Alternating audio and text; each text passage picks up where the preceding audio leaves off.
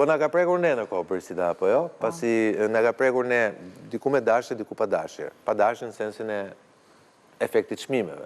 Pastaj flasim dhe për qëndrimin politik Shqipëria si vetmi vend pas Shtetet e Bashkuara. Kuptohet që themi dënoi shtetin e Iranit si shtet terrorist, si Gardën Republikane, duke marrë dhe një përshëndetje nga presidenti i Izraelit. Dani, po lexoja që pikërisht kur ka filluar emisioni ka dalë Netanyahu me një deklaratë ku ka thënë që nuk kanë hikur kot të gjitha bombardimet tona sepse për 20 ditësh Irani nuk po e pasuron më uraniumin. Do të tregon që ose është ajo që bën ai pikërisht për të mbajtur me të ngrohta dhe me të mira njerëzit e tij, sepse dihet që edhe Netanyahu dhe Trumpi nuk është se kanë aprovimin total të popullatës. Biles Trumpi, ma dojgji Mingjozi, ngriti dhe bordin e paqes në fakt, ku ne ishim prap një nga protagonistët më të dukshëm.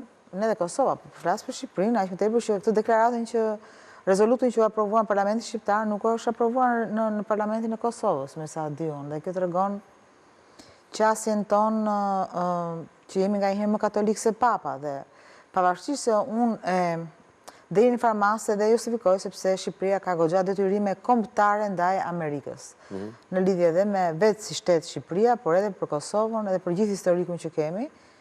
Por kjo është kurdo që ti rumbullakosësh gjërat dhe të justifikosh, por nuk mendoj që më shumë është bërë për arsye politike të zotit Rama me sikletet që ka këto kohë dhe duke ditur që shumë goditje po i vijnë nga Amerika, kam përshtypjen që edhe këtë rezolutë që e nxori pikërisht për t'i treguar Amerikës. Se po i vijnë goditje nga Amerika, Ramos.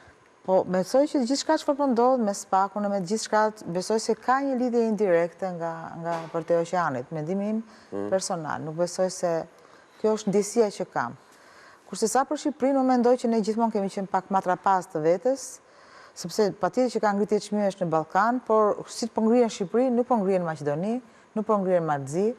Do nga njëherë ne jemi të këqijt e vetes, me kuptimin që aq më tepër tregu nuk ka kontroll.